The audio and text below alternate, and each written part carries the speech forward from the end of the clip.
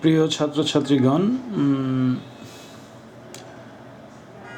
এখন আমরা যে প্রবলেমটা দেখব এটা হচ্ছে রেক্ট্যাঙ্গুলার ফুটিং রিলেটেড একটা প্রবলেম। আমরা ফাউন্ডেশনস বা ফুটিং ডিজাইন দেখছিলাম। আমরা গত ক্লাসে আমরা কলাম ফুটিং বা স্কোয়ার ফুটিং ডিজাইন যেটা আছে সেটা দেখেছিলাম। আজকে আমরা যেটা দেখব সেটা হচ্ছে রেক্ট্যাঙ্গুলার ফুটিং ডিজাইন। এটা প্রবলেম নাম্বার 4। এখানে বলা আছে design rectangular footing for the followings. Dead load বলা আছে 600 কিপ, লাইভ লোড বলা আছে 400 কিপ। এফসি প্রাইমের মান দেওয়া আছে 3 KSI বা 3000 PSI। এফওয়াই বলা আছে 60 KSI বা 60,000 PSI।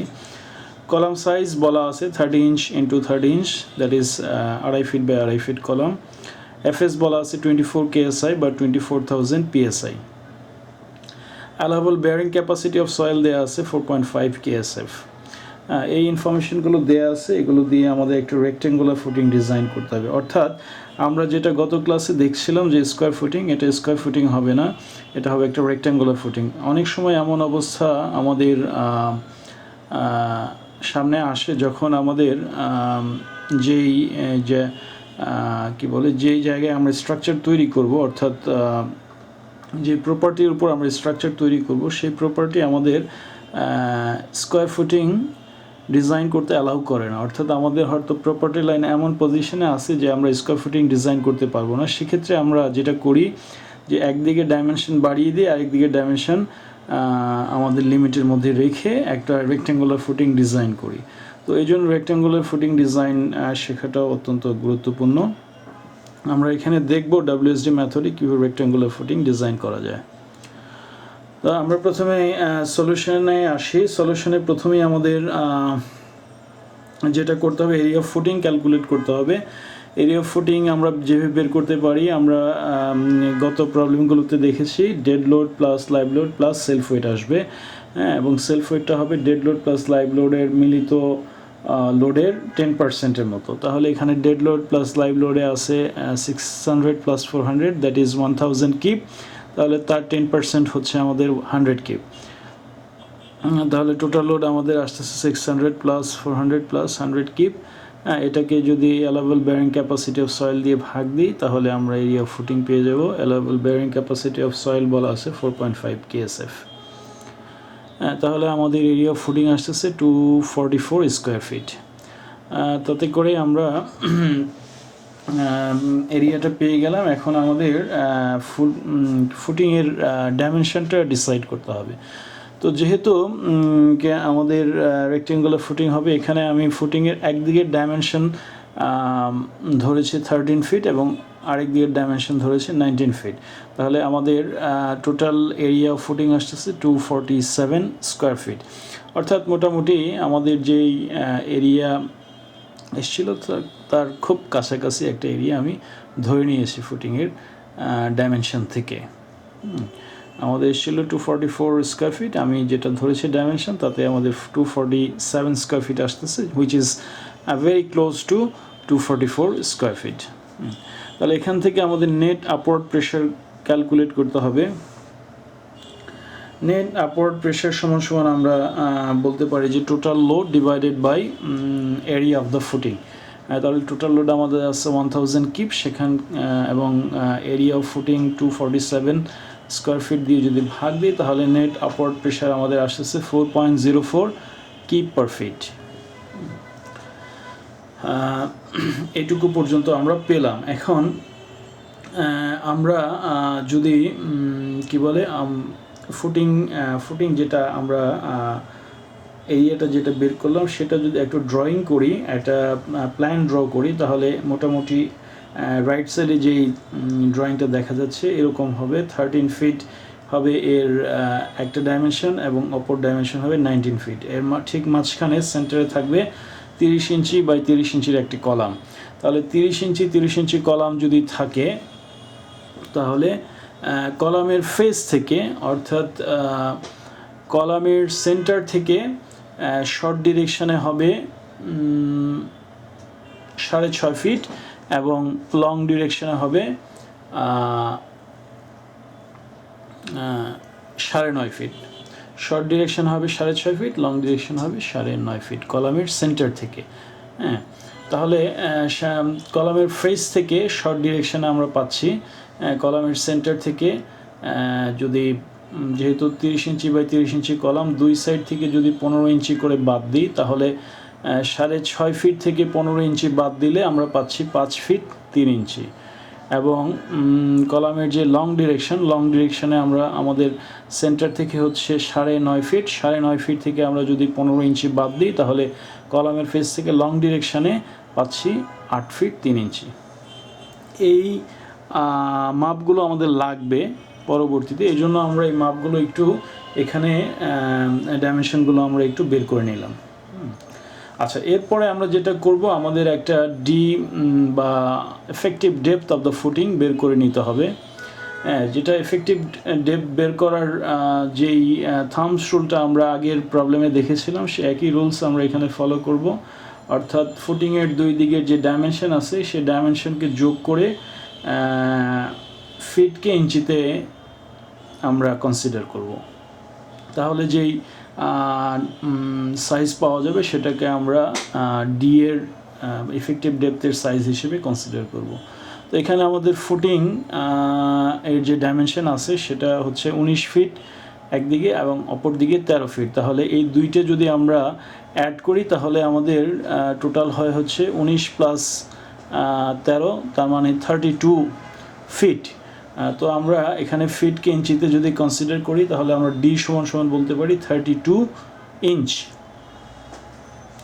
তো আমরা প্রথমেই ডি ধরে নিলাম, অ্যাজিউম করে নিলাম ডি ইকুয়ালস টু 32 ইঞ্চ। তো ডি ইকুয়ালস টু 32 ইঞ্চ ধরার পরে আমাদের যেটা করতে হবে, আমাদের পাঞ্চিং ফোর্স বের করতে হবে এবং পাঞ্চিং শেয়ার চেক করতে হবে। পাঞ্চিং ফোর্স এবং পাঞ্চিং শেয়ার চেক করতে হবে। তাহলে পাঞ্চিং শেয়ার চেক করতে হলে প্রথমে পাঞ্চিং ফোর্স বের করতে হবে। Punching force VP equals to আমরা জানি net upward pressure into area minus B plus D whole square. তো এখানে আমাদের যেটা ফর্মুলা আছে সেই ফর্মুলায় আমরা যদি মানগুলো বসাই, নেট আপওয়ার্ড প্রেশার সমান 4.04 ইন্টু এরিয়া 247 মাইনাস এখানে বি হচ্ছে কলামের যে সাইজ 30 ইঞ্চ প্লাস ডি হলো আমরা যেটা প্রথমে ধরে নিলাম 32 ইঞ্চ। তাহলে বি প্লাস ডি 30 প্লাস 32, এটাকে যেহেতু এরিয়াটা ফিটে আছে তাহলে এই ডাইমেনশন বি প্লাস ডি এটাকেও ফিটে নিতে হবে, এই জন্য 12 দিয়ে ভাগ দিলাম এবং টোটাল টার্মটাকে যদি স্কোয়ার করি এবং ভিপি ইকুয়ালস টু যদি ক্যালকুলেট করি তাহলে আমরা ভিপি সমান পাই 890 কিপ। 890 কিপ। এখান থেকে আমরা যদি পাঞ্চিং শেয়ার যদি চেক করতে চাই, পাঞ্চিং শেয়ার ইকুয়ালস টু আমরা জানি small VP equals to capital VP divided by V naught D. আচ্ছা, ভি নট হচ্ছে 4 ইন্টু ভি প্লাস ডি।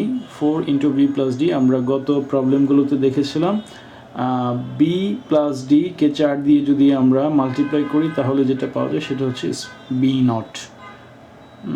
অর্থাৎ পাঞ্চিং বা যেই প্যারিমিটার দিয়ে কলামটা পাঞ্চ করতে চাইবে ফুটিংয়ের মধ্য দিয়ে সেটাকে আমরা বলি বি নট। তো এটা একটা পরিসীমা, এই জন্য এটা 4 ইন্টু বি প্লাস ডি করলে আমরা পেয়ে থাকি। তো এখানে যাই হোক আমাদের পাঞ্চিং ফোর্স আছে 890 কিপ, সেটাকে আমরা যদি পাউন্ডে নিতে চাই তাহলে 1000 দিয়ে মাল্টিপ্লাই করতে হবে।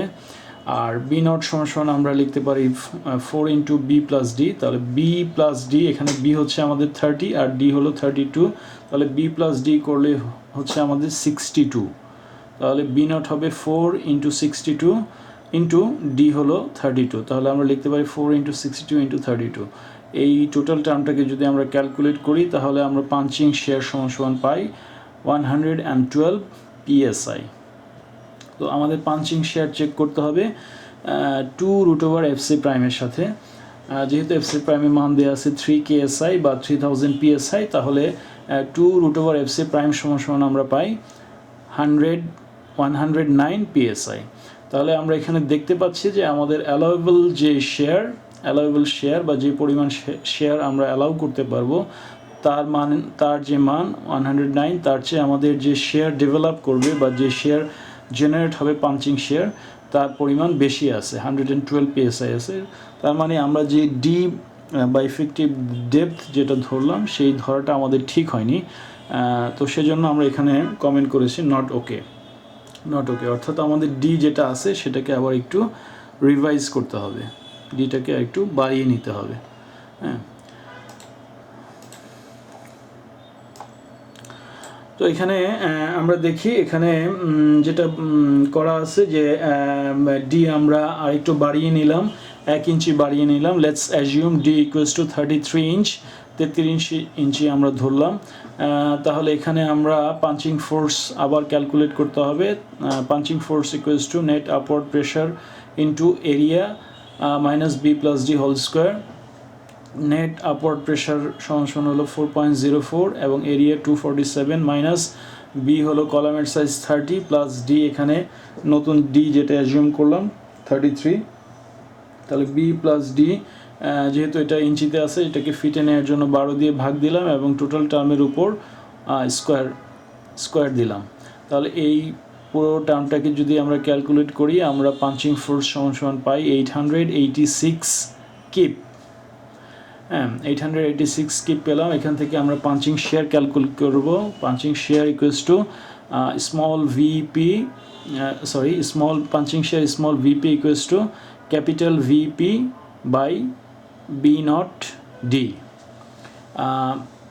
তো এখানে আমাদের ভিপি ক্যাপিটাল ভিপি সমান আছে 886 কিপ। সেটাকে যদি আমরা পাউন্ডে নিতে চাই তাহলে 1000 দিয়ে মাল্টিপ্লাই করতে হবে।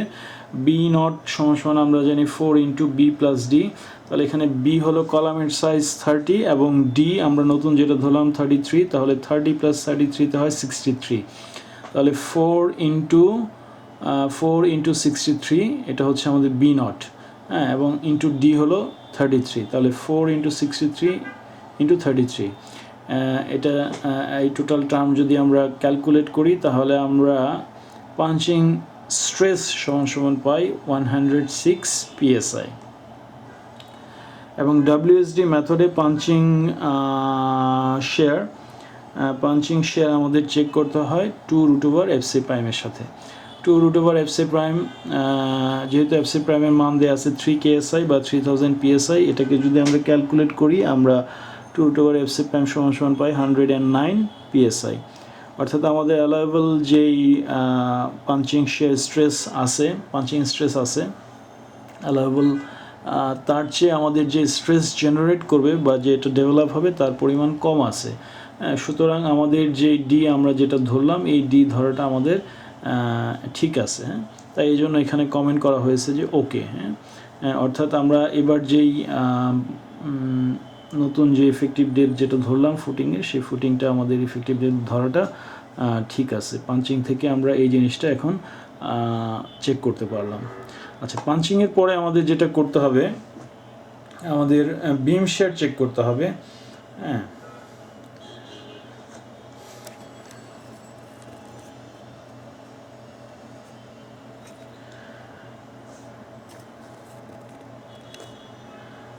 বিম শেয়ার চেক করার যেটা নিয়ম, the share force from the face of the column longer direction, এটা 2 ডিরেকশানে চেক করতে হবে।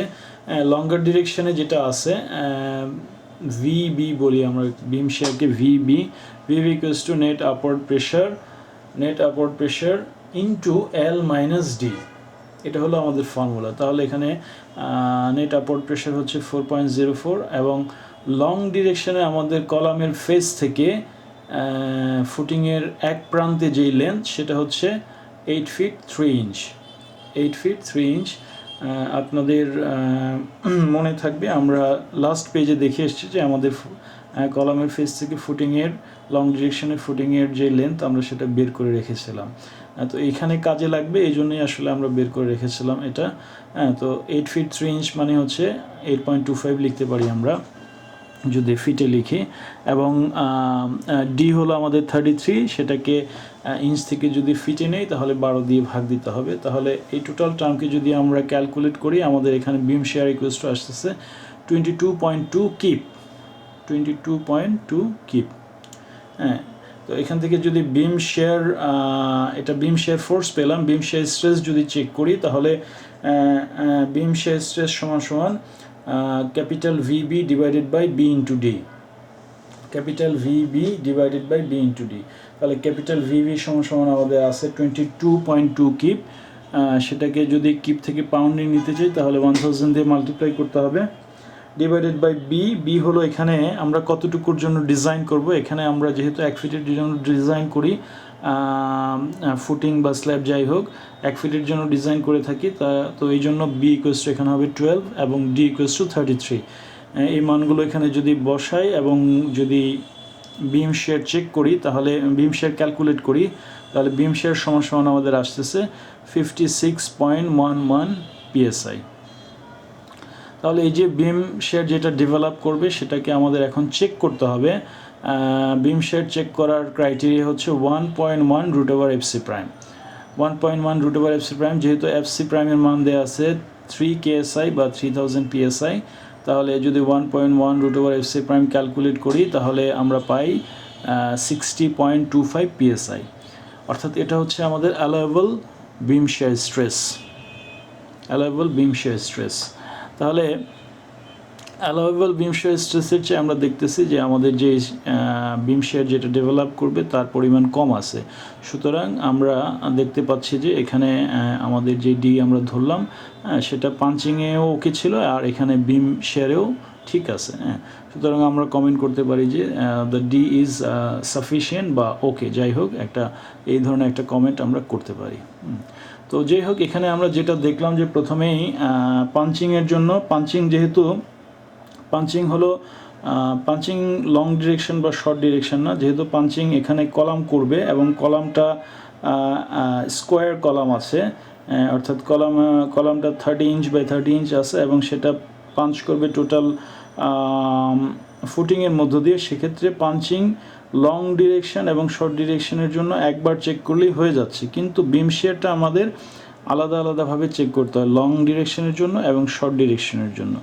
তো এখানে মজার ব্যাপার হচ্ছে যে আমরা যদি বিম শেয়ারটা আমাদের লং ডিরেকশনে যদি ওকে হয়ে যায় তাহলে শর্ট ডিরেকশনে অটোমেটিক্যালি এটা ওকে হবে, কারণ আমাদের এফেক্টিভ ডেপথটা টোটাল ফুটিংয়ে একই আছে, কিন্তু শর্ট ডিরেকশানে আমাদের লেন্থ কমে যায়, শর্ট ডিরেকশানে আমাদের লেন্থ কমে যায়। লেন্থ কমে যাওয়াতে যে বিম শেয়ার ফোর্স হবে সেই ফোর্সটাও কম হবে, তাহলে ফোর্স কম হলে অটোমেটিক্যালি শেয়ারও কম হবে। সেই জন্য লং ডিরেকশানে যদি বিম শেয়ার ওকে থাকে তাহলে শর্ট ডিরেকশানেও বিম শেয়ারটা ওকে থাকবে। তো এই জন্য এখানে একটা কমেন্টস করা হয়েছে, আপনারা যদি দেখেন যে since it is okay in long direction, so the shear force and shear from the face of the column will be also okay for shorter direction। অর্থাৎ এখানে বিম শেয়ারের কথা বলা হয়েছে যে shear force যেহেতু এটা লং ডিরেকশনে ঠিক আছে, এটা শর্ট ডিরেকশনেও ঠিক থাকবে। তাতে করে এখন আমরা যেটা পেলাম যে আমরা বিমের ফুটিংয়ের আমরা সাইজটা পেয়ে গেলাম, এরিয়া থেকে সাইজ পেয়ে গেলাম এবং ইফেক্টিভ ডেপথ ডিটাও পেয়ে গেলাম, এবং ইফেক্টিভ ডেপথ যেটা আমরা ধরলাম সেটা ঠিক আছে কিনা সেটা আমরা চেক করার জন্য পাঞ্চিং শেয়ার চেক করলাম এবং বিম শেয়ারও চেক করলাম, এবং দুইটাতেই আমাদের যে ইফেক্টিভ ডেপথ আমরা যেটা পরে ধরলাম সেটা সাফিসিয়েন্ট ছিল ইফেক্টিভ ডেপথ ধরাটা। তো যেহেতু আমাদের এখন ফুটিংয়ের সাইজ এবং ইফেক্টিভ ডেপথ পেয়ে গেলাম, এখন আমাদের রিইনফোর্সমেন্ট ক্যালকুলেট করতে হবে। রিইনফোর্সমেন্ট ক্যালকুলেট করতে হলে প্রথমে আমাদের মোমেন্ট ক্যালকুলেট করে নিতে হবে, দুই ডিরেকশনে আমাদের মোমেন্ট ক্যালকুলেট করতে হবে এবং মোমেন্ট থেকে আমরা রিইনফোর্সমেন্ট ক্যালকুলেট করতে পারবো। তাহলে আমরা যদি প্রথমে মোমেন্ট ক্যালকুলেট করি, লং ডিরেকশনে একটা মোমেন্ট আসবে এবং শর্ট ডিরেকশনে একটা মোমেন্ট আসবে, এবং যেহেতু এটা ক্যান্টিলিভারের মতো মোমেন্ট হবে সেজন্য আমরা মোমেন্ট যদি ক্যালকুলেট করি আমরা এইভাবে লিখতে পারি, moment equals to net upward pressure into L square by 2, moment equals to net upward pressure into L square by 2। তাহলে এখানে এম ফেস লং যেটা আমরা লিখতে পারি, M face long equals to net upward pressure 4.04 into L square, একদিকে কলামের face থেকে একদিকের যে লেন্থ আছে 8.25 ফিট, 8.25 ফিট, তাহলে 8.25 স্কোয়ার বাই 2 করলে আমাদের এখানে মোমেন্ট আসতেছে 139.15 কিপ ফিট পার ফিট। এটা লং ডিরেকশনের মোমেন্ট আসতেছে। এবং শর্ট ডিরেকশনের যে মোমেন্ট আসতেছে net upward pressure 4.04 into short ডিরেকশনের length 5.25 feet square divided by 2 করলে আমাদের আসতেছে 56.74 কিপ ফিট পার ফিট। এখানে আমরা মোমেন্ট পেয়ে গেলাম। এখন এখানে মোমেন্ট থেকে আমাদের আমরা স্টিল ক্যালকুলেট করতে পারবো। স্টিলও দুই দিকের যেহেতু লং ডিরেকশন এবং শর্ট ডিরেকশন দুই ধরনের মোমেন্ট আছে, দুই ডিরেকশনে দুই ধরনের স্টিল আসবে। হ্যাঁ, তাহলে প্রথমে আমরা লং ডিরেকশনের স্টিল যদি ক্যালকুলেট করি, স্টিল ক্যালকুলেট করার ফর্মুলা হচ্ছে AS equals to M over FS JD, M by FS JD. তাহলে এম এখানে যেটা পেলাম আমরা, এখানে 137 আমি লিখেছি, এখানে 139 হবে, ইনফ্যাক্ট 139.15, এখানে একটু ভুল আছে, এটা ঠিক করে নেবেন আপনারা, 139.15 হবে। 139.15 ইন্টু এখানে মোমেন্টটা কিপে আছে, কিপ থেকে যদি আমরা ইঞ্চিতে, ফিটে আছে, ফিট থেকে যদি ইঞ্চিতে নিতে চাই তাহলে এটাকে 12 দিয়ে মাল্টিপ্লাই করতে হবে, এবং কিপ থেকে যদি পাউন্ডে নিতে চাই তাহলে 1000 দিয়ে মাল্টিপ্লাই করতে হবে। এফএস সমান সমান বলা আছে 24,000 বা 24 KSI, 24,000 PSI। জে এর মান দেয়া নেই, জে এর মান আমরা ধরে নিলাম 0.874, এবং ডি ইকুয়ালস টু আমরা যেটা পরে ধরলাম 33 ইঞ্চ সেটা। তাহলে এই সবগুলো মান যদি বসাই এবং আমরা যদি এরিয়া অফ স্টিল ক্যালকুলেট করি তাহলে এরিয়া অফ স্টিল সমান সমান আমরা পাচ্ছি 2.37 ইঞ্চ স্কোয়ার পার ফিট, 2.37 ইঞ্চ স্কোয়ার পার ফিট।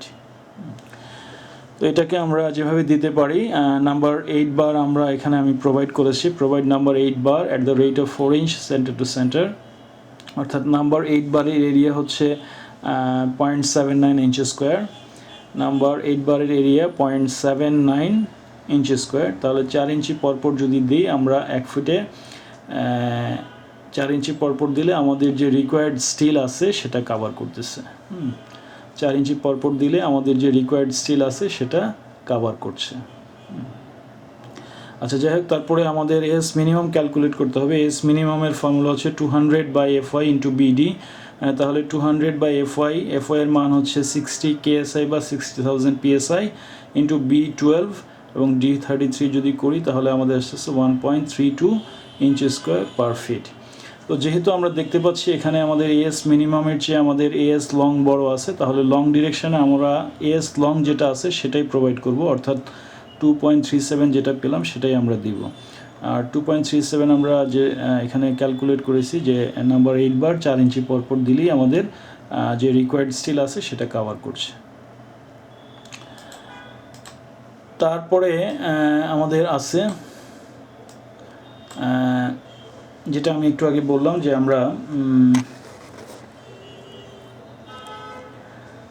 যেহেতু S long is greater than S minimum, so provide S long as main bar, যেটা আমি একটু আগে বললাম যে আমাদের যেটা এসছে 2.37, সেটা আমাদের মিনিমাম যে রিইনফোর্সমেন্ট 1.32 তার চেয়ে বেশি আছে, এই জন্য আমরা যেটা আমাদের এস লং ডিরেকশনে আসছে, লং ডিরেকশনে যেটা বেশি আসছে সেটাই দিব। অর্থাৎ নাম্বার 8 বার 4 ইঞ্চি পরপর। আচ্ছা, এবার শর্ট ডিরেকশনে রিইনফোর্সমেন্ট ক্যালকুলেট করব। শর্ট ডিরেকশনে আমাদের মোমেন্ট ছিল 56.74 কিপ ফিট পার ফিট। তাহলে আমরা যদি এএস ইকুয়ালস টু বলি M over FS JD, M এর মান হচ্ছে 56.74, সেটাকে ফিট থেকে ইঞ্চিতে নেওয়ার জন্য 12 দিয়ে গুণ করলাম, এবং কিপ থেকে পাউন্ডে নেওয়ার জন্য 1000 দিয়ে গুণ করলাম। এফএস এর মান হচ্ছে 24 KSI বা 24,000 PSI, জে এর মান 0.874 এবং ডি এর মান হচ্ছে 33। এই মানগুলো যদি আমরা বসাই এবং ক্যালকুলেট করি তাহলে এস শর্ট বা রিইনফোর্সমেন্ট ইন শর্ট ডিরেকশন আমরা পাই 0.98 ইঞ্চ স্কোয়ার পার ফিট, 0.98 ইঞ্চ স্কোয়ার পার ফিট। তো এখানেও আমরা যদি এস মিনিমাম ক্যালকুলেট করি, এস মিনিমাম হচ্ছে 200/FY ইন্টু বিডি, তাহলে 200/FY এর মান হচ্ছে 60 KSI বা 60,000 PSI বি এর মান হলো 12 এবং ডি হলো 33, এগুলো যদি করি এস মিনিমাম সমান আমাদের আসতেছে 1.32 ইঞ্চি স্কোয়ার পার ফিট। তো এখানে একটা ইন্টারেস্টিং ব্যাপার হচ্ছে যে আমাদের শর্ট ডিরেকশনে যে মোমেন্ট আসতেছে সেই মোমেন্ট থেকে যে রিইনফোর্সমেন্ট আসে তার চেয়ে মিনিমাম রিইনফোর্সমেন্টের পরিমাণ বেশি। তো যেহেতু মিনিমাম রিইনফোর্সমেন্ট এখানে শর্ট ডিরেকশনে লোডের কারণে যে মোমেন্ট আসে তার চেয়ে মিনিমাম রিইনফোর্সমেন্টের পরিমাণ বেশি, এই জন্য আমাদের মিনিমাম রিইনফোর্সমেন্টটাকেই শর্ট ডিরেকশনে দিতে হবে। তো এই জন্য আমরা এখানে বলেছি যে S since S short is less than S minimum, so provide S minimum as main reinforcement in short direction. না, এটা শর্ট ডিরেকশনে, হ্যাঁ, তাহলে শর্ট ডিরেকশনে মিনিমাম এস মিনিমামটাই হবে মেইন রিইনফোর্সমেন্ট। তো শর্ট ডিরেকশনে আমরা 1.32 দিতে হবে, 1.32 ইঞ্চি স্কোয়ার দিতে হবে প্রতি ফিটে।